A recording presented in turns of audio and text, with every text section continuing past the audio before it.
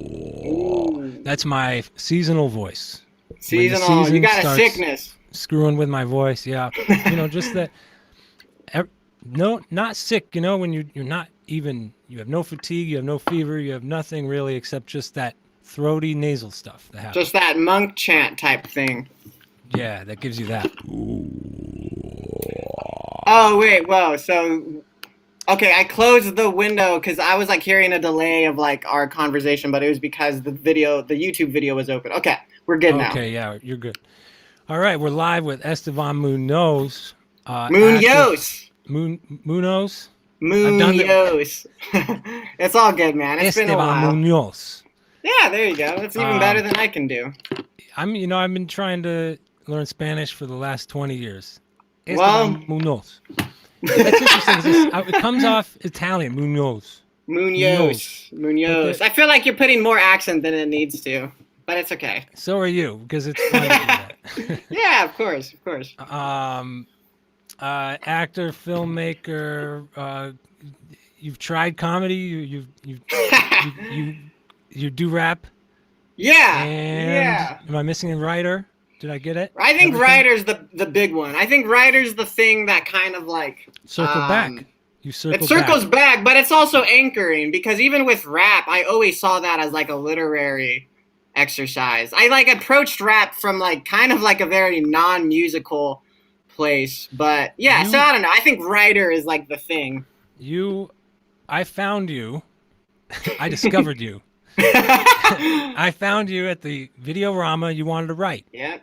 That was Mhm. the goal. You wanted to write, and I wanted to deliver the news, produce the news, do all of it. At the time, I was delivering the news. You were delivering right. This was what, 2015? I was a paper boy, but a very good paper boy job. It was like $30 an hour paper boy job, and Wow. yeah, it was How many hours a week? Was it Portland part? Mercury. That was one day a week, one day a Oh, week. So over that's two very hundred fifty solid. dollars one day a week, and that was like you got paid per drop, $1.50 or something like that per drop. So when I walked into Videorama, I got one drop and $1.50. But you multiply that all over town That's for pretty a good. weekly tabloid paper. How many papers do you see of Portland Mercury these days out in the world? You probably don't see as many as you used to. Yeah, I mean, probably not. I don't pay attention too much to that. But, I mean, was that like an 8 hour day for you, essentially? 8, 10 hours. Wow. Well, one day, though. That's pretty sweet. And you met me. You met I some met you. charming individuals. And I did, and it was a great way to like get a baseline income, and then be Hmm. able to do my dreamy stuff, which was my whole life in 14 years in Portland. Was always trying to do something, and that's what most people are like there. They're always trying to do something more than the little bit they scrap together to pay their bills. Yeah, I would say generally. Yeah, That's who I find myself surrounded by here. So, right. You could be surrounded by tech engineers, but you're not in that scene. no. God, no. God, no. But Um, yeah, no, I was thinking about the first time we met. I think we gradually, because I remember, I think the back and forth between us grew maybe over a couple weeks where you came in again, and I think like each time we talked a little bit more. And yeah, I was just like, right. I feel like I just asked you, right, Yeah, what do you're a you, curious, person. You're an intelligent person, so you see things, and you ask questions, and that's versus being like an NPC, right? wait, what does the NPC stand for? The non-player characters. You know, Exactly. Yeah, you know about that. I It's like think so. it's red pill culture language. Like people Okay. that believe that there's like this cast of characters in the world who are like these non-player characters who they're only like in these video games, like these role-playing video games. Just stock characters, Yeah, stock they're just minds. programmed to walk around, and if you walk up to them, they say something, but they don't. You know what I mean? But there's nothing there. That's, I have sympathy for maybe that line of thought to an extent, but ultimately that's a pretty dangerous way to think about It could be people. very demeaning. Yes, I Oh wouldn't. yeah, Hmm. Hmm. You don't want to just absolutely. go around calling people NPCs. It's not No, good. no. But that's kind of the red pill culture for you. Yeah. It's full of contradictions. I'm personally I'm open to everybody, and I try to talk to everybody. Yeah. I'm No, that's a far good out mindset. myself, but I understand that most people aren't ready to hear my most far out shit. I get a little bit of it because I see your Twitter and I'm like, hey, I'm Yeah. like you. I wouldn't say I'm like, I'm sure you can talk very specifically and very intelligently about things that I couldn't, but I think maybe Less what and you less. and I'm getting what older. what me and you share though is right, just a general baseline open mind curiosity where I don't know, I just find myself more tolerant than a lot of people around me. So, yeah, I don't know, it is what it is. But I would say that time, this was like 2014, 15, Well, I think 2014, 15. yeah, somewhere around there. Hmm. I had just moved to Portland too. Right. And that's who I was attracting for Through Media. That, it was like people that were looking for a way to plug into the city Mm. and get into a community. And so everybody that came on to Through was like a new person in town. Plus, this was like historic levels of incoming migration Mm. for Portland at that Yeah, time. my wave of it for sure. I wonder if that's slowed down. I don't know. I'm sure it maybe hasn't. I haven't looked into it. My gut feeling is it is. And Hmm. now I'm in Philly, and I'm in a city where it's like that now. It's like this new Man. people are migrating in from California, and it's becoming that kind of a place. But to put it in context, Philadelphia has the same square mileage of Portland. Its population is triple, but it's already down 25% from its peak in the 1960s because of the Wow. out migration out west, right? Out Hmm. west and wherever the jobs were, because the jobs were disappearing out here, back east. Interesting. Yeah, it's a regenerating city, not a Wow. growing city, regenerating. Interesting. Yeah, I've only been to Philly once. It was really fucking cool. Like, it had a great look to it. Know nothing about living there. I think, Is it a rough and tumble type of place? You got to yeah, pick yourself up here and fuck yeah. there. If I grew up here, I'd know how to fight. I don't know how to fight. I'm gonna start Damn, I taking don't know karate soon. either. Yeah, it's totally different. It's definitely wise. I'm a wiser, more street smart person. uh, More sensitive, more actually respectful to people. Because hmm, if you aren't, you could give your fucking face smashed in real fast. hmm, Seriously, this is not a hmm, place for weak people. huh. And I You gotta live in show the hood. respect. Yeah, I moved into the hood because that's where I could afford to buy a house. Yeah. It's Oh, a do you have nice a little house? block. Yeah. Yeah. Oh, nice.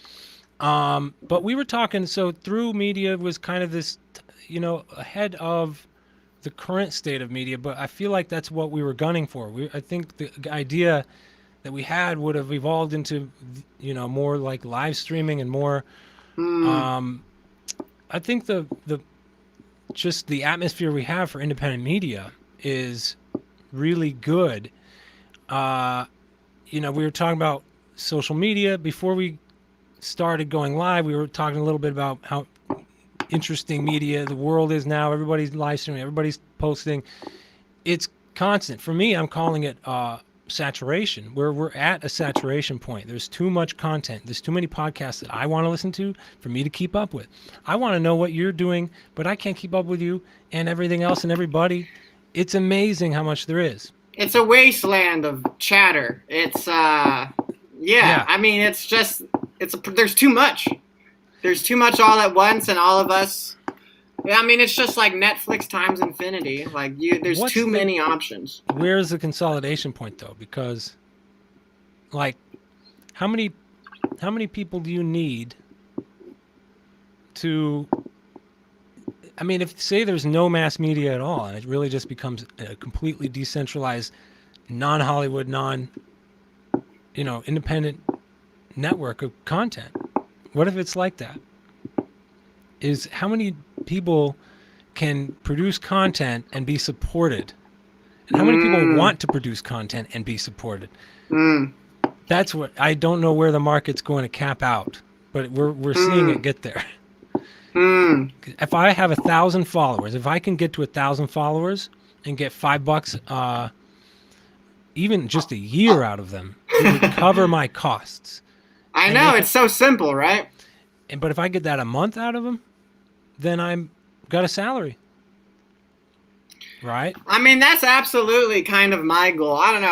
I just feel like, it's not to be Drake. It's just to have like a small amount of people who are just really stoked about what you're doing. But yeah, there's a lot of people even going for that though. So yeah, it's just, I think when it gets beyond that 1,000 to 1 ratio, for every one person with enough talent and media savviness to set up a live stream like me, that's like maybe 1 in every 200 people right now or something like that, right? yeah. Do I have the ability to provide a compelling interview? That's another question. I think you do. You're an inquisitive, good chatter. So you're making films, you're going for it, you're running and gunning, man. You're doing whatever you can whenever you can. You're probably working a job too. You're living in expensive Portland.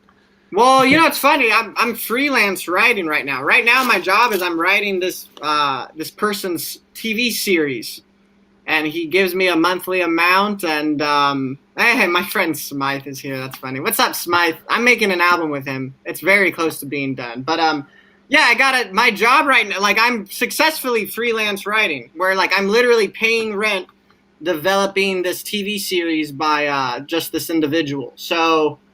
Where is that? I mean, it's showing online, but what it's showing on the internet, right? A YouTube series or something like that? No, I mean, this is just I'm developing a series Bible for him. This is just pure writing. Like, it hasn't been produced or anything, but he's gotcha. Like, he there's a lot of people that are just like, oh, I got a lot of ideas, but like, I don't want to write. So, that's where I come in. So. Yeah. It's very fun. Watch out for them. There's going to be some crypto millionaires. We already have them. But that's another bubble that's popping, getting ready to pop. In what sense? Is it? I don't know anything about crypto. I am very... Yeah. Yeah. Yeah, well, it's like so many things happening right now that are just almost too intense. And you feel like something's got to give. I feel like when that... I don't know. It's going to be a pancake effect, like the fake theory of the towers. Yeah, the whole thing's going to come down just because of like, there's too many things with structural issues. And I think some things I want to see come down for sure, like the mass media. Totally down with that. Totally. I hope it doesn't take everything down with it, like just like food in the grocery stores. That's nice. But if you can farm. Yeah, right. So we were talking about that a little bit. Yeah. I mean, you can now be a media personality from a farm or from the middle of the country. And you can be totally hip to what's happening all over the world. And then with transportation systems, you can get around the world really easily. So you can live in Kansas and be a YouTube star, where $1 million makes you like a billionaire by LA standards, right? I know. Yeah, I mean, the more I get older, the more there is a part of me that does kind of desire some level of just quaintness. That even honestly, I don't know, Portland, I like a mix of it all, I guess. But no, I mean, the fantasy of just living somewhere far out and just writing or doing your specific creative thing and having your small little base somewhere, that's the dream. There's no perfect world. Everything's pros and cons. Oh, yeah. Yeah. I'm always arguing with myself. What's the best thing? But you're gonna get your taste. Or you've been back east. You've been out east. Yeah. Out west, back east. Mm-hmm. Before, but you're coming up to New York. Coming up to New York to see my good friend Rocco, and to also just generally, I've been cooped up the whole pandemic. Some of it's good because I've been able to write so much, and writing is such a solitary thing as it is. So I feel like post COVID onward, I was able to really fucking write a lot. But I don't know, it kind of messes you up a little mentally to just be in your house all the time. Or at least for me, I'm a very extroverted person when it really comes to it. Yeah. You can't just do it. You can't just do that. And I rent to people, I have tenants. And I've seen this effect of people just sitting in their rooms all the time. It's bad. It's bad. Yeah. For sure. I don't like it. and I get myself out in the world all the time. Oh, that's good. It's good to find ways to do that. So you kind of came back. So when we met, 2015 or so, Hmm. and then we did through, and you did a bunch of writing. Bunch And of then, reviews, like theater reviews, movie reviews. I think that was just it, right? It was just like entertainment yeah, I critique. mean, it was there was range for you to do a number of things, but I think what did appeal to you is the same thing that appealed to me about it, which is it's educational. You get to go witness all these other different art forms and very well produced work that you normally wouldn't go to or have the money for, and then you get to, through the process of reflecting on it, it's academic. You become like you're really thinking about it instead of just being entertained and walking away. And so you did get some writing chops, but is that what appealed to you? Or am I just talking out of my ass? No, you know what? That did appeal to me. And to be honest, I mean, yeah, I don't know. Very early on, I just was always able to write pretty quickly and easily. And to be honest, like it wasn't all just creative writing. Like I very much enjoyed in high school just breaking down books and being very analytical about, I don't know, art. And I've always had a lot of fun just communicating generally, whether that be creative or like a little bit more journalistic. And when I was in high school, I was on the newspaper team. And yeah, I mean, I essentially just did what I did at Through, which was just like I reviewed a bunch of movies, and then I also did like some op-eds, but I also did some character stuff. Like I had a character named Benji McAppleby who would like always give like terrible advice. But generally the idea of like journalistic thing, yeah, I mean it did appeal to me because I can be very cerebral and analytic in certain ways. And yeah, I mean it was an adventure because I was like what, 20, and you had a magazine, and You were I 19, was maybe. I think you 19, were yeah. 19 19, and I just at dropped out of first. I dropped out of school, and so I wanted to Out of college, you and mean? out of college, yeah, and I wanted to enrich my mind somehow. So I was like, well, getting these free theater shows, like that's pretty cool. And yeah, I don't know, he was just running and gunning, like you said. Um, what do you feel like then what do you feel like you got from it? Because when you left, Mm, you were like, kind of like, I'm really feeling this rapping mm, and just more performance kind of mm. angle, and you didn't seem to be writing much. And then you did produce rap videos. Seems like that was what you were really focused on for a few years. What did you get out of Through though that maybe you're applying today, and what did you do after right away? Mm. I mean, I watched what you were doing, but anyway, let me get out of the way and let you talk. Yeah, man. Well, I don't know. That's kind of the this ongoing kind of dilemma for me, which is essentially, I have a lot of interests, and typically what happens is I get super excited about things, and then something else catches my attention, and then I get super excited about that, and so far it's kind of created this like really long, like diverse portfolio. But yeah, right. How do these things apply from one field to one medium to the next? I couldn't tell you. What did I get from Through? I mean, I feel like just in terms of like putting myself out there in a new city, because like I was like writing reviews and putting them out on my social media. And I think like in high school, I had done some creative stuff, but just like the habit of like maybe like putting yourself out there as a public figure, I feel like that more so than the writing maybe is what I was able to do. And that was important because I had gone to a new city that I knew like literally no one. So that was probably the thing I took from Through the most. But I don't know. I mean, yeah, like I stopped writing, but to me, rap was always writing. Like to me, I only started writing more, and like that's why I like Right, rap, yeah. is that it's so verbose at times, or at least my version of rap. It tends to be very too many words in one bar type thing. So I don't know. To me, it feels like I've always been writing. It's just like the shape and the thing that like the form of it has changed. But even now, and then I was in a movie, and that kind of got me back into the screenwriting route, because really movies was like the first in high school, even earlier. I mean, really the first thing was like acting when I was like 6. I like have most experience screenwriting stuff because I did that all the time in high school. And so I did then I did rapping, then I got casted in this movie, and then the movie bug, I was like, fuck, like, What movie? just I Need You Dead. You got cast in it? Is I this got not yours? No. That's why, honestly, I wouldn't say I'm a filmmaker. Like, I'm not. Like, I've directed music videos. I've made music videos, and I edit and I direct. And I can get a small group of people together to shoot something. But to say I'm a filmmaker, I'm not. Okay. Yeah. I take it back. Although I still think for what you did with Estee Does Not Make a Movie, considering everything, that was really remarkable. And it's thank you. almost a shame that it didn't get more attention. I appreciate that. Well, yeah, I mean, that even was right. That was a movie that I made with my brother right before I moved to Portland. And yeah, it's essentially a feature-length movie about a young kid that gets hired to make a behind-the-scenes to a movie that actually was being made.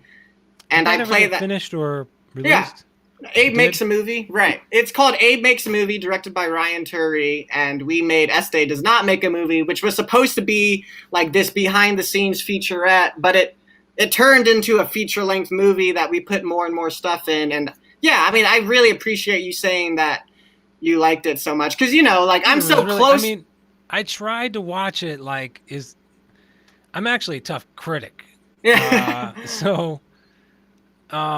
Yeah, I think I was able to watch it objectively and go, this is actually genuinely funny. Oh, wow. Improvisation. And for somebody who might have just been walking in on it, not know anything, could very easily have been tricked that it's only toward the final third of the movie that you're like, oh, this is obviously being staged out. Yeah, because it gets more and more absurd as my character kind of deteriorates.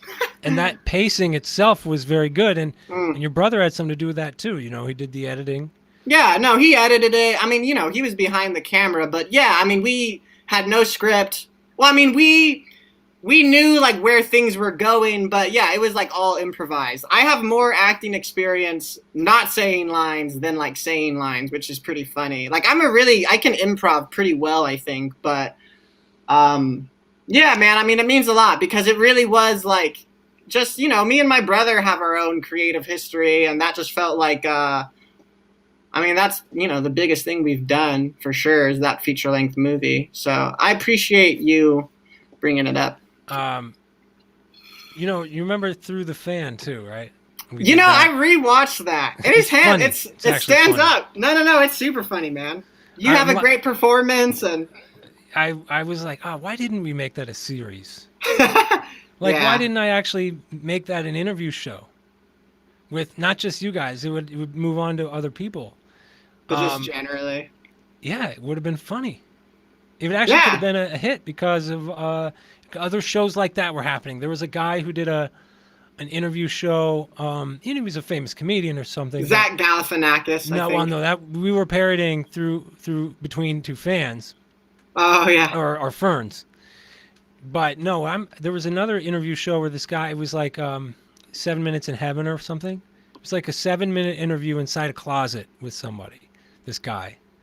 And you would That's a great idea. Yeah, and he was all tight in the closet, you know. At the end, he would ask the guest to kiss, male or female. Oh, wow. How often would they kiss? How many episodes? It could get kind of romantic sometimes. Oh, wow, what a genius. That's cute. I like that. Yeah, and he put himself, you know, he risked it with men too. I don't know if he was bi or what, but he seemed to be cautious no matter what, I guess. But I don't know. It was a good. So it seemed like there was shows like that going on, and we could have actually could have pushed.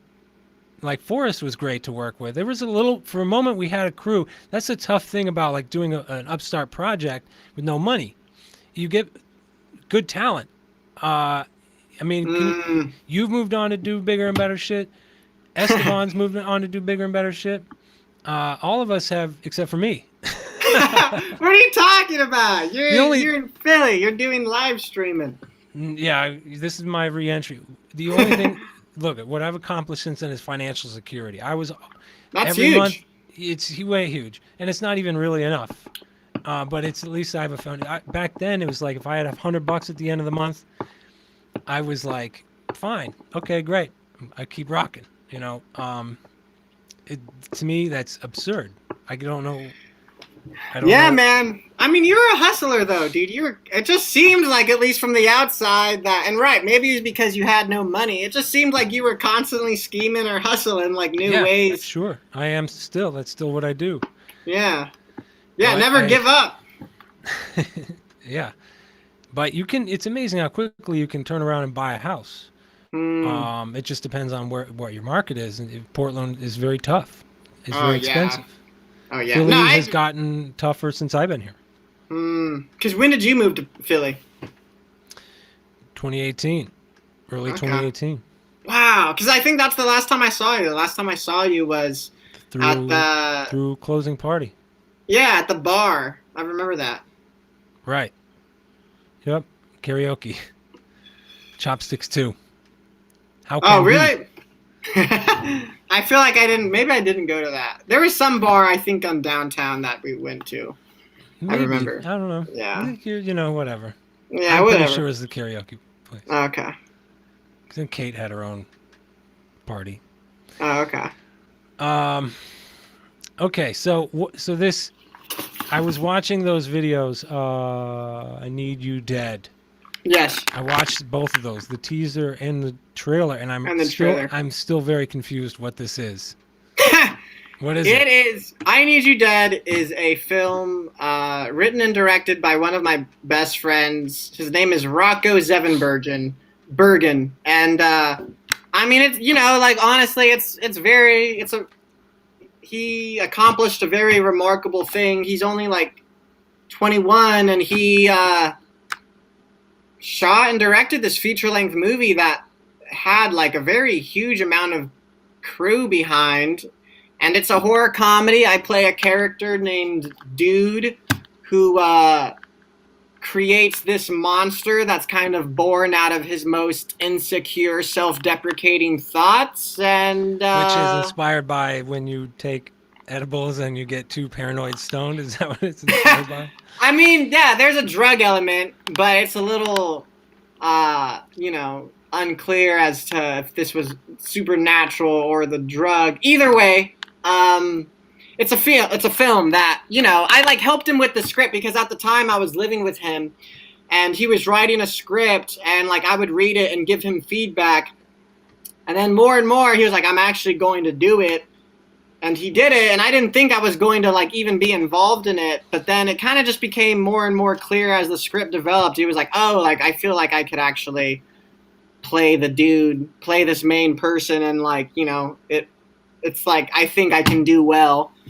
And so, yeah, I auditioned, and we auditioned other people. And I was a producer for the thing, so I was, like, watching other people's audition tapes. That's actually how I met, too, like, my partner right now, who we've been together for about 2.5 years. And we play romantic love interests in the movie, and that's how we met. So, yeah, I mean, it was just a really big, kind of like life-changing thing, I feel like, for a lot of people to involved. And since then, Rocco has moved to New York. He has a job at Troma Entertainment, which is a very, it's like Lloyd Kaufman. He's like a cult director.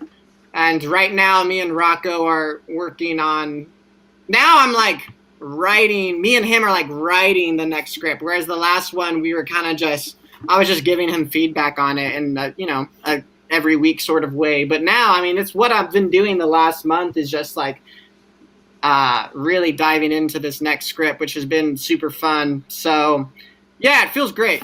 I'm excited for the script, the new one. So I'm already like past I Need You Dead. That's why it's funny to bring it up, because it's like I'm literally already like, yeah, whatever. Okay, so that was produced. When was it produced? Over what period? 2019. Yeah, so actually, I Need You Dead premiered at the Hollywood Theater on March 13th, and it was the very March 13th, 2020. So it was the very last movie to show at Hollywood before COVID shut everything No down. shit. That's cool. Yeah. What? And how did that turn out? In the which room did you play? We played the big room, and it was sold out. And what? No shit.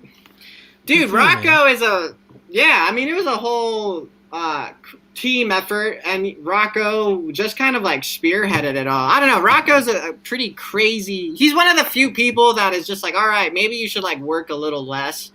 Whereas other people, it's just like, maybe you should try a little harder. But Rocco is someone's like, nah, you should, I don't know, you got to relax a little, buddy. Yeah. I firmly believe that, and I'm always trying to find the balance. I know. I don't believe in constantly working, just diligently. Well, you'll just wreck your body. You try to do that. Yeah. Yeah. And you got to make room for things. I went to yoga today. Oh, good. Yeah, I do Qigong. You know what Qigong is? Yeah, you can blast through a wall by touching it and shit like that. I wish. You've seen those teachers, right? Those videos? No, I haven't. You ever seen Qigong martial arts? Are you talking, this may be Tai Chi. Are you talking Tai Chi martial arts? Mm-mm. Or it's Qigong? Ah. Yeah. I use it for more peaceful measures. Mm-hmm. I'm not trying to be super violent with it, but... Well, is it similar? It's similar to... I think there's... Yeah, I think that's the idea. It's not like a brute force technique, but it's like Tai Chi, right? I mean, it's just moving meditation. It's basically you're pairing your movement, your breath, with your imagination, and you're kind of just, basically the idea is to just be aware and cultivate your sense of awareness with your just like inherent life force. And I know that sounds a little like life force, but it's just like the electricity that powers your body, like the actual energy of that. It's kind of just about like cultivating and tapping into that and just like using that energy to kind of just like, I don't know, balance you, I guess. It sounds a little hocus pocus, but it's real. I don't know. I find it to be very, very helpful. So I don't really think it's too hocus pocus. Because, the mind is the imagination is you can fuck yourself up really bad if you let your imagination run completely amok. So it makes sense that and that's one of my problems is like my imaginative life is so strong that it can create a lot of problems that didn't have to be there. So being creative and being practical and Tai Chi, it's just ways for me to harness my ability to imagine in more constructive ways, because if not, it just leads to extreme anxiety about everything. But yeah, anyways. Yeah, I feel you, man. And we've got another viewer. I don't know who's in there. Say hello. No, I think that's Smythe. I think Smythe is here. Me and him are Spinach. Who's Spinach? That's a different person. So Spinach is Smythe. It's the same Spinach. Okay, so yeah, and I want to. Is he double voting, trying to boost? Probably, but wait, person. Yeah, no, wait. I gotta just spend a little time talk about Smythe. Smythe is someone I met in 2015. He is a fantastic, extremely diligent hip hop producer.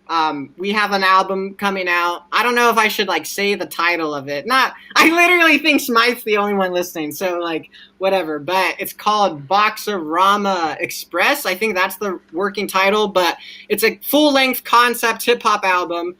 I rapped on half of it. Smythe made all the beats, rapped on the other half, and he's been working like a madman this past year and month, and it's going to sound extremely good. And Spinach is one of my best friends, so gotta just shout out Spinach right there. All right. Well, good to have both of them here. And I mean, it sounds like a prog rap, prog hip hop. Oh, it's Me for a Day. Hey, Mary! What's up, Mary? Mary! Shout out to Me for a Day. Hell yeah. Mary's another great, awesome artist, fantastic painter. Mary did one of the covers to one of my albums. Also, former Through Crew. Also former Through Crew. Guess But what was your question? I don't know. Prog rap. Yeah, That's a funny description. I was talking about how I was thinking about how first there was rap, like in my day, in the late '90s, in the high school, my life, we had the rap rock, rap metal. And so then it was like Limp hip Bizkit? operas. Yeah, Limp Bizkit, but not just Limp Bizkit. Then there was the hip opera, and then like. So the concept album is like progressive rock. Bands like Rush and Yes from the late 70s, right? Yeah. And The Who got that into that direction too. Progressive kind of music. Long, thematic. I want to see hip hop do that. I don't know if I've seen do that. Dude, our album literally is a hip opera. Like, okay, I'll give you the synopsis. It's basically me and Smythe. It's a little okay, hear me out. So it's basically me and Smythe are hired by a mysterious woman named Miss Dotson to move her belongings from one house to the other. And so when the album starts, I'm maybe giving away too much, but again, I'm sorry, Spinach. It's coming out soon. But anyway, so we play, basically the album is a road trip buddy comedy, and we're moving her things from one house to the next. And in our laps is this box of her things, this miscellaneous item, a box of miscellaneous items, and each item kind of like represents each song. So it's like we're traveling on the road, like experiencing stories within that through this box of this mysterious woman named Dotson's. And like the songs themselves are just like, we wrote them to be like, I see them as religious parables, to be honest. I think each song deserves a chapter in the Bible, frankly. They're characters. It's a very character based, and you feel it's truth. You feel like it's deep. I mean, I can say that we truly did our best to tell like stories of these characters. Like one track we're rapping as snails, the other track we're rapping as like a factory worker and like a CEO, and then it's very character driven, and so it is a hip opera. So you gotta check that one out, my friend. All right. So you're up to that. What do you do for to pay your bills? I'm just curious. Freelance writing. Oh yeah, you said that earlier. That's how long you been doing that? How long has that been working for you? And how are you getting your clients? What do you do? Where do you go and get them? Craigslist. That's how I got a lot of them. I literally just wow. I know, and it's been so yeah. I don't know. Literally just Craigslist. Craigslist is still thriving in Portland. Oh yeah, you gotta love Craigslist, man. It's all scammers out here. Really? Yeah. Philly's rough, dude. Philly's crazy. It's all right. I mean, it's a little. You can use it a little bit, but yeah, I feel like that's a good sign. When people feel comfortable using Craigslist in their community, it's a good sign for the community. I mean, I don't know. I'm weird though. I know a lot of people who honestly are like just as shocked as you are. Like, you use Craigslist? I just don't like it because like the professional writing websites, like they want you to like have certain credentials. Like they essentially want like to be middlemen and like pay you, like you pay them for them to find you clients. But I like Craigslist.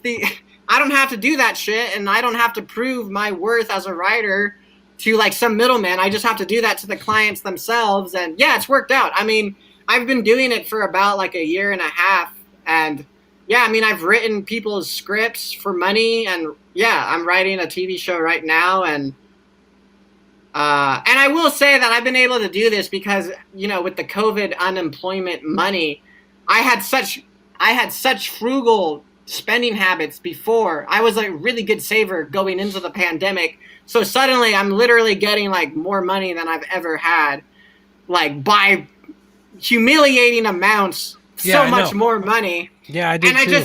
And I saved it all. And it's you know, it's enabled me to do risks like this. But, you know, for right now, my rent is paid by writing. So it's pretty wild. It's pretty cool. So So you kind of used that opportunity to slide into it. Oh yeah. Yeah. Because I'm not material. I don't know. I don't buy shit, dude. I'm not materialistic. Like I don't need. I just, and I stopped drinking too, and that cut uh, my expenses way down. I haven't drank in like 10 months. Even if all you do is drink at home, like, and it's cheap to do that, like if you're just having a few beers a day at home or whatever, but it's like I still think that if you are able to not drink at all, I feel like your mind has got to be more clear. I think so. I mean, at first it was really hard because it was like my main coping mechanism, and I just found myself extremely anxious. And like for a while, I was like, well, this is good. Like, at least I know how anxious I was. But because I had like no coping skills, like that anxiety, like just escalated. So it was like there was a period during this no drinking stuff that was pretty rough, just like mentally, just because I don't know, like I just didn't have my favorite thing to blow off steam. But no, I think right now I found like a pretty good point where I feel like my body's chemistry has like stabilized.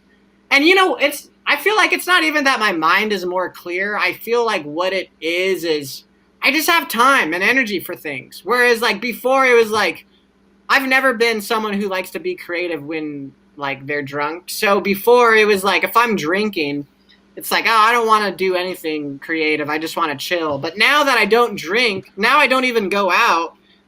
I don't know. I just have time to like make beats at night when I don't know. I just have like more time to do things that are just like long term better. We got a third eyeball in here. Oh, really? That's pretty good.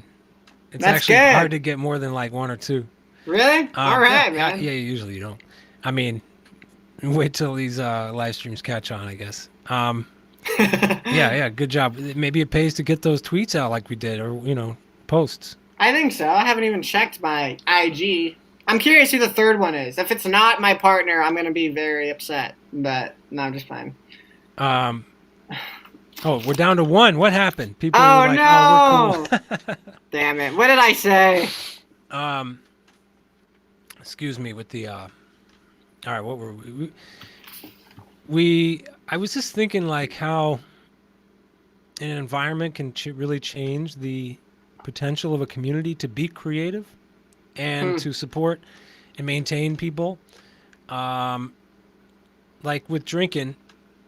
Well, first thing I started thinking was like, even when I play drums, I just want to practice drums, keep myself a little bit sharper, or not sharper, is just maintain where I'm at.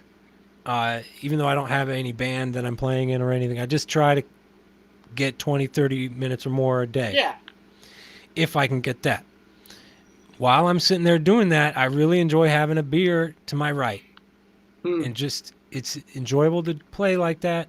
But now I've tied this chemical to it. And I do that with cannabis quite a bit more to my creative process. Generally, alcohol and my creative process don't mix. It's a very light lubricant at first, alcohol, then it's just destroying everything. I know, yeah. I feel like caffeine's like that. Like caffeine's the one that's just like,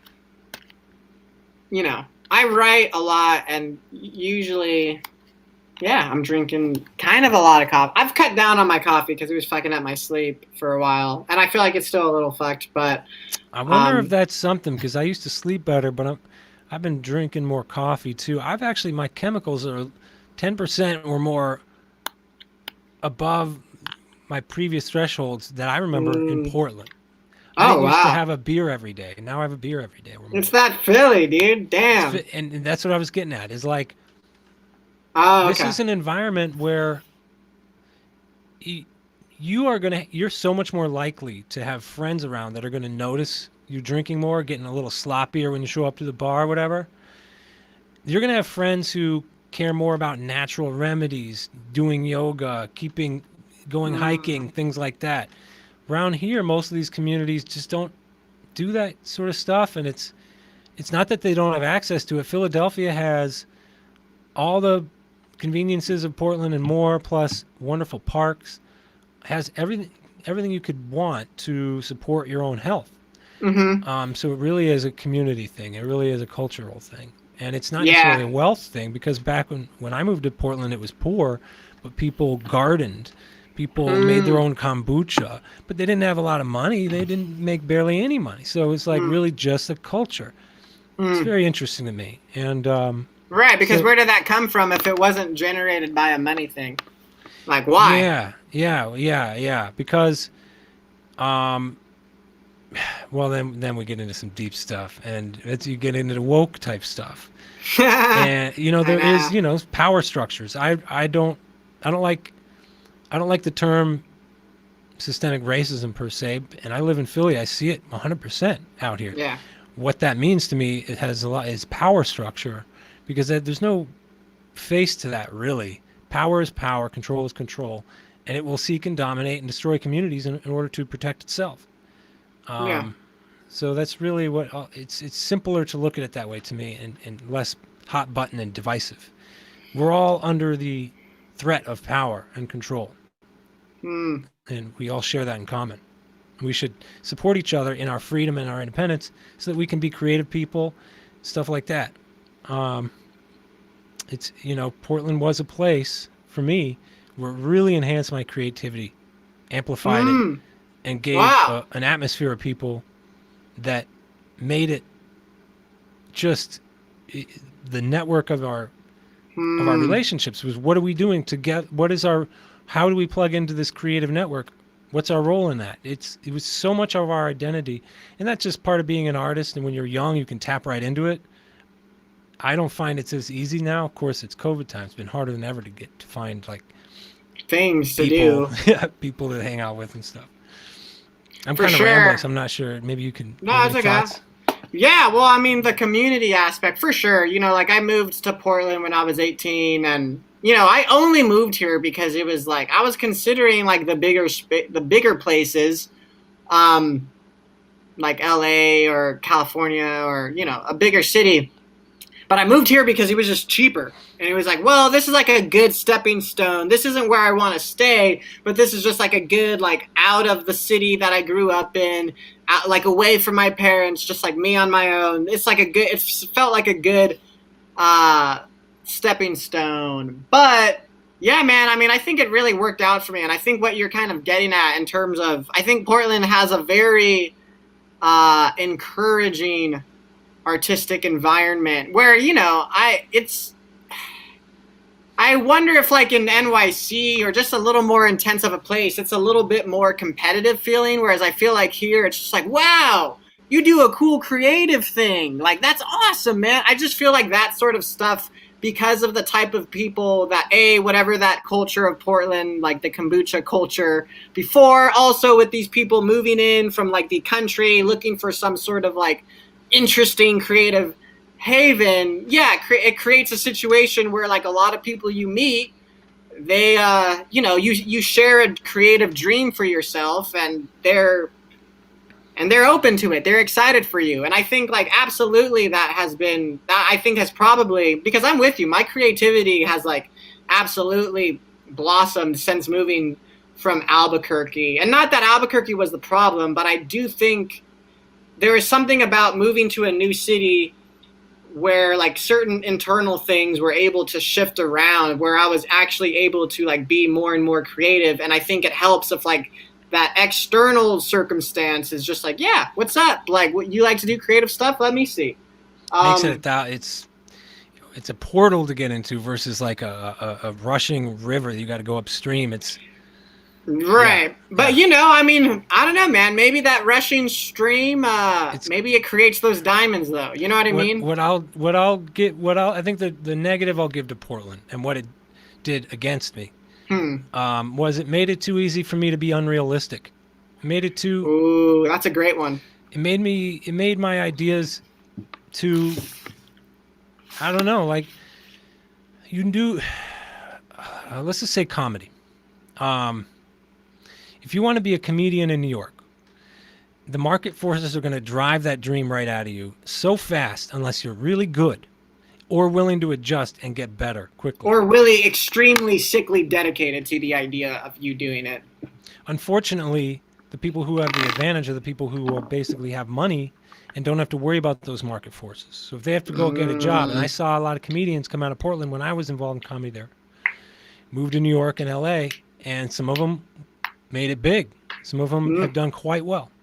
Oh yeah, like you were around with the Ron Funches, and he was the guy that hosted my very first open mic night. Wow, yeah, he did go on the, Yeah, I mean, I gave him even this weird bow. I see why I never got it on video, because I gave him this bow, and the very bow, because he wasn't famous yet, but he was really funny, and yeah, I just gave him this funny bow, and it immediately got the audience on my side, and boom, I had a great night. My first open mic gave me the bug, man. But anyway, like I did a lot of like weird or far out stuff, and got a lot of support, and I love everybody for it. Yeah. But what we do too much, what people do too much in Portland is coddle each other's dreams and not let them realize their work is trash. Sometimes your work is trash, and you need to understand why your work is trash and why you don't deserve $500 for your first painting sale. I'm not talking about anybody in particular. Or something. I mean, Mary. I just seen that. Not talking about Mary at all. Yeah, I know, Mary's but great. I just wanna shout out. Mary's painting is right there. It's like hard for me to point. Mary's. I have one of hers sitting in here right now too.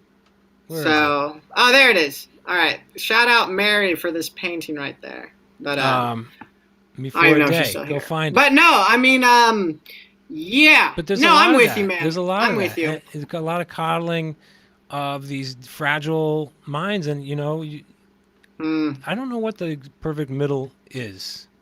Right, because right, is it just to go to this like ruthless shark environment where like not only is like the creative environment competitive, but right, maybe downright nefarious and cunning. I don't know.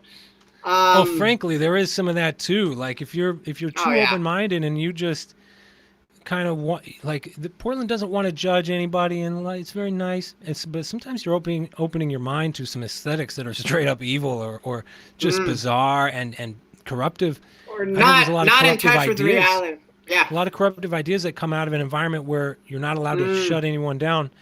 But then there's also a cancel culture thing that's in that world too. So it's just such a weird time. I don't really know how to assess it. I pretend I know how to assess it. I don't.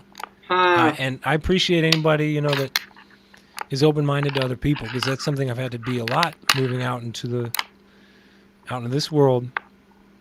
And yeah, man. I mean, I've already been in Portland for like 7-8 years, and I love it. Well, I guess like I am extremely thankful for like how I've been able to practice being more creative in that kind of encouraging environment that you're saying.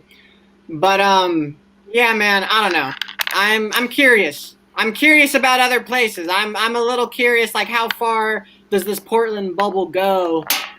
And because it's obviously here, and obviously every city, every culture has a bubble. Culture is a bubble, but I think there is this. It's nice to break it though, and that's what I did moving from New Mexico to here. But at this point, I'm with you. I'm 26 now, no longer 19. I'm a little like, all right, like, am I truly trying to do this creative thing? Like, and I do think when you're 19, it's like you have a little bit more like. Yeah, you're figuring things out, but you still have a lot of room to figure things out. Yeah. I mean, I think that what I can really recommend, if you ever want to talk sometime about finance, I mean, we could talk a little now if you want. I think it benefits anybody that's listening. Don't be afraid of the financial world. I mean, I relate to myself as an anarchist. I relate to the financial powers as corrupt, dangerous institutions. But bearing all that in mind, I'm going to participate in it because it's part of our, it's actually part of our democracy. If you own shares in a company that's public, you can vote on whether or not you want to keep that board of directors, that CEO, and you get some power over that. And I think there's a lot more levers to democracy to pull that people don't think about. And I think, frankly, investment and stock ownership, home ownership are big levers that people they take for granted. But as soon as you're a homeowner in your community, you have more to say about your community. As soon as you own stocks in a company, you have a vote to cast on them. So these are the kinds of things that if the more you, my philosophy these days, the more involved you are in this world, the more tolerant you are about people. Because then you I like find that a lot. it's true. It's true. Because you really can't just only get along with one type of person. And so I've gotten into finance because I want to take care of myself and I want to be able to finance projects again. I couldn't afford to keep when you can't in the middle of this is what Through the Fan was funny to me. One of the deeper elements of why that was so funny. It was really trolling me. Because I was struggling with housing insecurity at that time. Yeah. And at the end, I'm like, "Where are you crying?" They're like, "Where are you sleeping tonight?" Right, I remember and that was the kind of shit my life was like at the height of my creative periods. No money, but I'm extremely involved with my community and busy. But then how consistent can I be and realistic can I be when at the end of every month I only have $100 or I'm dealing with housing insecurity? Yeah, well, it's just like, I think the price of living that sort of life kind of probably just compounds the older you get, because typically I think it just costs more money to survive the older you get, probably. Yeah, the more you it's kind of that simple. So you need to have some money stacking up. And if you don't have to have a lot, I believe you can really manage it well and still build something for yourself. So you're not totally depending on the government to pay you back the Social Security you paid into, right? Totally. But, I demand that from the government, by the way. I'm not letting them off the hook with that. Yeah. I like that. I really like that idea. The more involved you are in the world, the more tolerant you become. I think that's super true. And, in terms of like these, what you were kind of talking about earlier about communities where like you just can't shut anyone down, or like no one's idea is really put under scrutiny because of certain XYZ categories of like identity. That's why like, all this the woke nightmare, it comes from like these private liberal art campuses that are just like so far removed from the world, and so bubbles these kids within bubbles. Yeah, bubbles within bubbles. And then so these kids like develop like this extreme worldview that like after leaving college, like they try to implement. You're 26. See how fast shit's moving that you're 26 and you're going, these kids today. I know. It's wild, man. But it's unbelievable. It is. But no, I mean, I agree though. I think like I don't know. I just like that's a wise thing to say and something I'll ruminate on a lot because I found it to be my own experience. Absolutely, and more tolerance is what we need. And So to coming back to like financial, like I can't. So I'm 39 now, and to me that means I'm still 30. In my mind, I'm still your age, younger. I'm depending on I have a crush on my yoga teacher, and lately I thought I started thinking, wait a minute, because I gave up because I can't do that. You can't sit there thinking about your yoga teacher. You have to do the yoga, right? Right. So I let it out of my mind. Then last week she looked at me a certain way. I was like, what? No way. You just gave this up. Don't. Yeah. So, that made me feel like I was 16. I feel as intimidated as a 16-year-old now. So It's funny. The mind to me is really flexible. The body is not so much. I'm going to yoga because my knees are hurting because I'm getting old. I can't support as much stress on the body as I used to. I've been going to yoga for over 10 years, so it's always been a part of my. Not consistently, by the way. I'm not a great. I was gonna say, like, were you doing yoga at Through? I feel like you weren't. No, you're right. You were stressed during Through. No. Yeah, I know it's because of the money. Yeah. So now, if I can get this baseline financially to hold, then I can possibly, by the time I'm 40, be able to support at least these live streams and blogging and stuff without having to worry about it. But I would love to be doing the kind of projects I used to do. I'm finding it very hard to be both financially responsible and creative, and the older I get, at the same time. I mean, that's the thing, man. Without a big community like I Yeah. had, and that community was thinning out. It wasn't the same as it was when I was 25. When I left, I was 35. It was very different when I was 25. I was rocking and rolling, man. I was cooking, but I was very immature too. So a lot of stuff that I got cooking would fizzle out. And, there's still a lot of lessons that interpersonal type stuff, it's tough. Yeah, totally. No, definitely. Yeah. I mean, I don't know. These things just kind of make me wonder, right? I'm 26. I have been rocking and rolling, but it's easy to live with nothing when you're super young because, yeah, you don't have to worry about, typically, hopefully, generally, you don't have to worry about just basic health things. But as you get, it's like when you're 8 and you can eat a fucking whole bag of Doritos and it has literally no effect on you. You do that now, and I kind of like that about aging. Obviously, I'm still only 26, and it becomes very different when you're 86, but I like that my body says no to things quicker. Whereas before it was just like you could eat whatever you want. But now it's like Cheetos make me sick.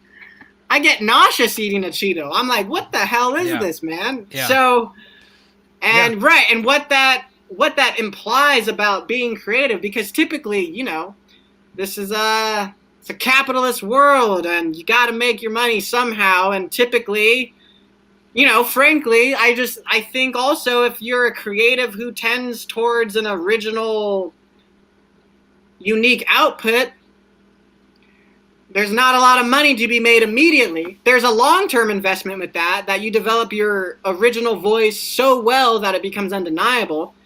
But, that's why a lot of people, it's like, you go to a show and you're listening to someone's music and you're just like, this is just exactly what I hear on the radio. There's no risk involved in this. What are you doing? This isn't even creative. They're doing it because it works in the sense that they can actually start picking up traction creatively. And you know what? I don't judge as much as I used to.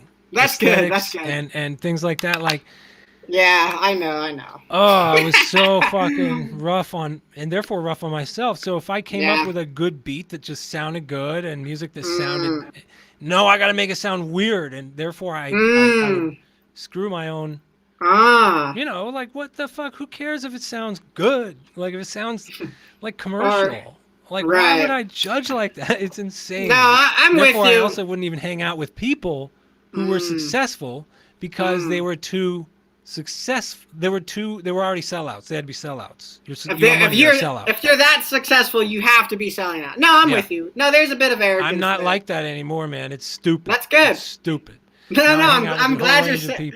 I'm glad you're saying that. No, I really do. But I guess I don't know. But here's the thing, though. Because I think some people. Right, I am being too judgmental because the truth is, I'm not saying you are. I'm saying I was. Well, but I'm listening to you and I'm calling myself I can identify with that. Yeah. Okay. But here's the thing though. It really isn't that simple because some people I listen to their music and I'm like, not really my thing, does some things that to my ears are predictable. So I just don't really like it. But dude, there's people out there that they're extremely genuine and sincere about their creative output, and it to some ears just very honestly comes out to be somewhat predictable, because there are aspects of what I do that sure, they're a little weird sometimes, but also they come out predictable to someone's ears. So I guess I don't know. I guess all I'm saying, if it's honest, I think it's still good then. Yeah, that's what I mean. Taylor Swift songs that I'm like, you know what, this sounds real for her. That's what I'm getting at. It's a good song. That's what I'm getting at. Other things like that. Lots of stuff like that. I've fallen in love with Dolly Parton in the last few years. I'm like, damn, she's an amazing songwriter. Incredible songwriter. sincere, and I think that's what I'm getting at, which is just essentially, like the people that I was talking about that like, oh, you make predictable stuff. It's more like it's more like a lack of sincerity. I think that's what bothers me. But there are people that like, yeah, they make stuff I'm not super into for XYZ reason, but they're extremely sincere. And like, those are great people to be with. But the people who like, I don't know. Yeah, it's probably not a good thing to just spend time talking about those people in the corner because I don't know their lives either. But well, yeah. I mean, we're just trying to talk about ourselves, and we're Yeah. at the hour 5-minute mark, so we can start rounding it down, I think. Okay. I think it's been good talking with you. Like, Oh yeah. it's so quick. The first maybe 20 minutes, you think it's not gonna, then suddenly it's an hour. Yeah, it went by quick. Yeah. There's always more to talk about. You're coming to New York. I don't see why we shouldn't find some time. I don't see why you can't come to Philly, but we'll talk more Well, about I that. only have a certain amount of days. Like, wait, what's the bus ticket thing? Because I don't Hey, have dude, a car. it's so easy. It's crazy. Getting between New York and Philly is so easy. It's like every 15 minutes there's a bus, either Peter Really? Pan, Mega Bus, Chinatown bus, and then there's trains every like half hour or hour. And, Okay. And then there's planes. So pretty much every 10 minutes there's a vessel boarding for Philly or for New York, going between them. There's a lot of communication between these cities. It's so close. That's something I like about the Northeast. Out in Portland, you got to drive a long way to get to Seattle, then to San Francisco. Here, one day you can go from New York to Philly to Baltimore to Washington, D.C. and see the center city of all of them. If you did it, you could do it. Right. Would you be down to going to NYC? Because my time's limited, man, and like I'm gonna wanna be soaking in. Well, I'm just gonna keep chipping away, trying to persuade you, because New York's cool, but Philly's got some really special characteristics, and it's worth it. But it would be cool to see nice. two different cities in one trip. That would be cool. It's nice to it's always nice to go up there, so I'm not opposed to it. But although I might have some issues with their laws right now. Okay, I'm with you. I hear you out. We can talk more. We can. But yeah, I mean, honestly, I would love to show you just the hood here. I'd love to show you just the real grit that is this town. That probably would remind you of what you think 1970s New York was. You know what I mean? Oh wow, interesting. But then also like the parks here are great. There's a lot to do. It's cool. This is the birthplace of this nation here. We have the first White House, the first mint, the first stock exchange, the first. Yeah, that's why it was Congress. an 8th grade. It was like an 8th grade history class trip when we went to DC and Philadelphia, and because it is extremely historic, and there is. I'm with you. I really did like Philadelphia when I was there. You went up there in 8th grade?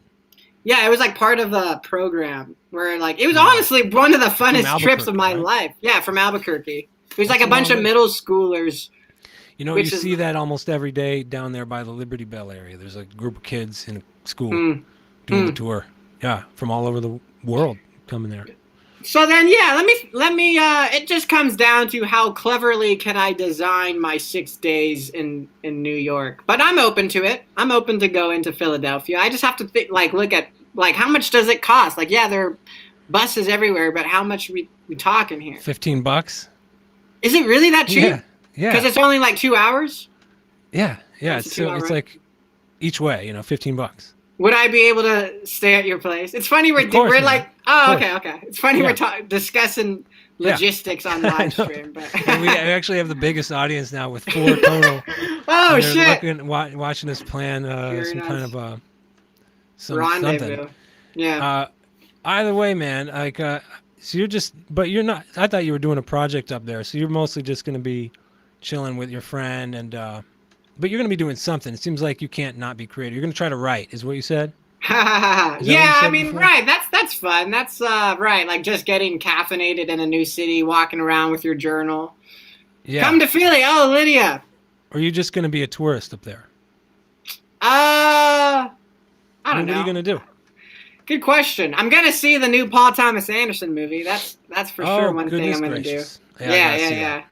Right. It took me 3 years to watch Phantom Thread. Yeah. What are your thoughts? Not my favorite, but it was good. I Yeah, think that's how I feel. there's nothing, every time he does a movie, there's something about it that's always something, a whole new kind of situation or thought, mind fuck. So I definitely got the kind of P.T. Anderson, Experience. yeah, what I want from him and his characters. Right. He's And got the great soundtrack, characters. of course, loved it. Oh, dude. Dude, no, honestly, I think the real masterpiece is the soundtrack Johnny Greenwood made for Phantom Thread. I think that's the true, I'm so glad they made that movie just so that soundtrack could exist, because I listen to that soundtrack all the time, dude. It's amazing to me. Did you, this could be did you watch the Tom York film with Paul Thomas? You know what's funny? I haven't seen that. The Anima? It's a short film, right? Or what is it? You know what? You know me. You know what I like. You saw me review all those contemporary dance shows. It's the mix of everything I love. Radiohead's wow. my one of my top two favorite bands. Paul It's Thomas is your my death favorite grips. director. And then it's a contemporary dance choreography. And to, Tom York's music. So I was actually going, it seems to be about, it's about love. And that's when we're going to end it with shout out to Kate. Okay.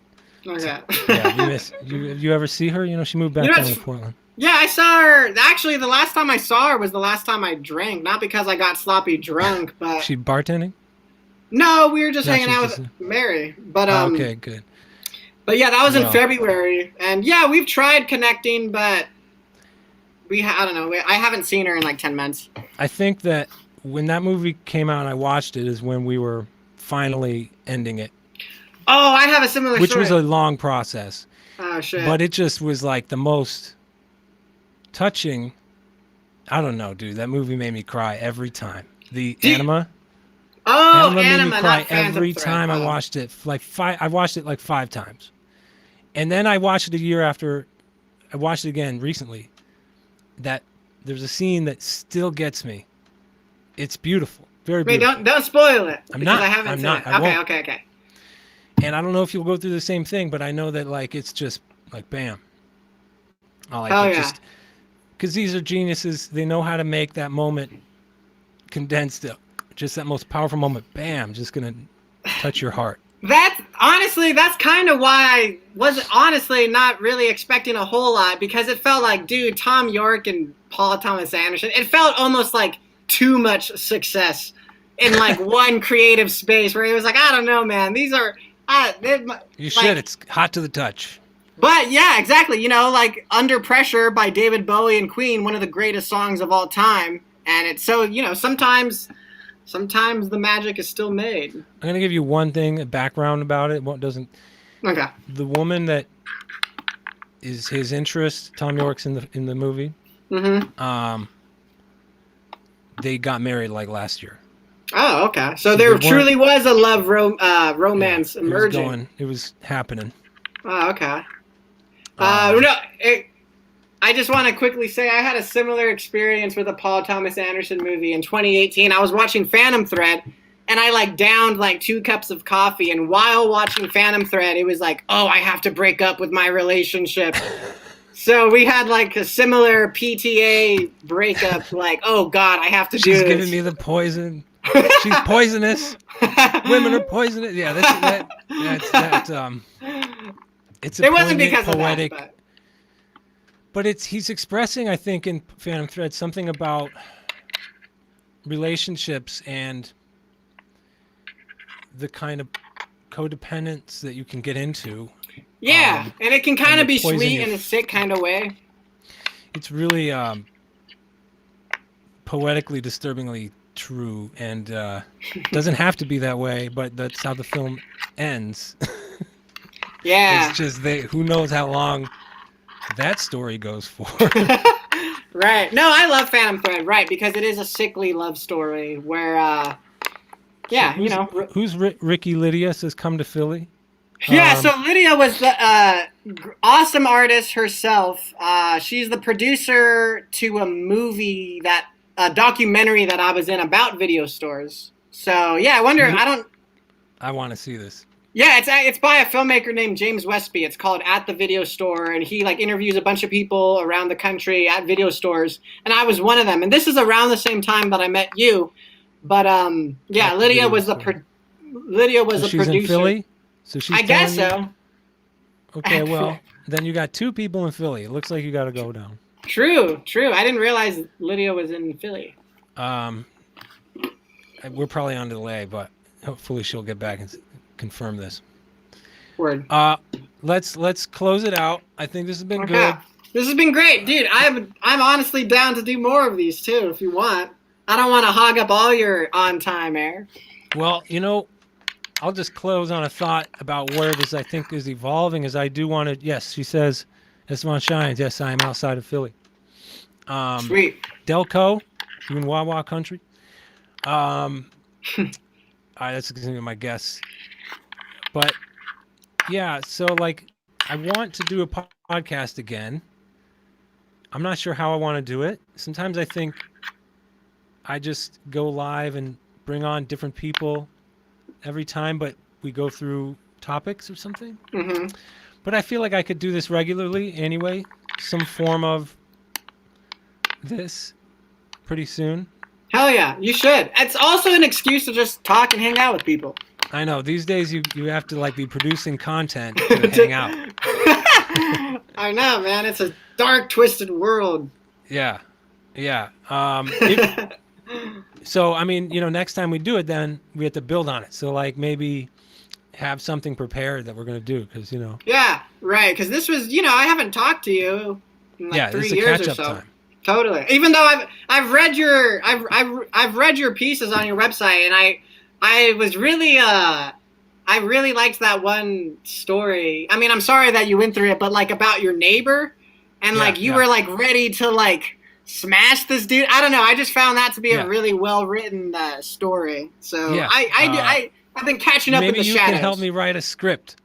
It sounds pretty about good. My life, because it's like to me I am a conduit for a really funny like old like 80s style movie where it's like the white guy moved from Portland to the streets of Philly, right? And then like he's like this funny. Naive idiot. But maybe make him younger, like, you know, I was at least a little old enough to like kind of adjust, I think. But if I was, imagine me being just like 15 years younger. Or something. I don't know, man.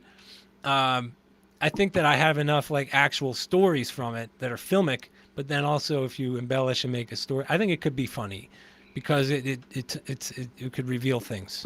Dude, here's the thing. Honestly, collaboration is my true passion. And this is why I love the client stuff. Like, I love doing my own writing stuff, like my own stories. But also, I love the process of, taking someone's story or ideas or something they've experienced, and then just like merging, you know, like your experiences with my imagination and a little bit of my experiences, and to create. So honestly, I'd be very down, because I do know that you've had kind of a wacky life, man. Like, there is a rich story emerging from your life path here. Yeah, and you know, I want to write about other people, and other people should want to write about me, and that's how it goes, because it's too hard to write about yourself all the time. You're just a little too close there. Too close to the subject. All right, man. This was fun. Let's end it. Yeah, totally. You're gonna end the stream, but you're still gonna be there. I'll still be there. And cool. But anyway, so thanks for everyone for listening. Whoever's there, I don't know exactly. Yeah. I know Wadi. He messaged something. Love Wadi. He's a great dude. It's awesome that anybody tuned in at all. So thank you all that are here. And for those of you who watched this later and made it to the end, you're awesome as well. Woo! Enjoy your life. Stay dangerous. Stay dangerous.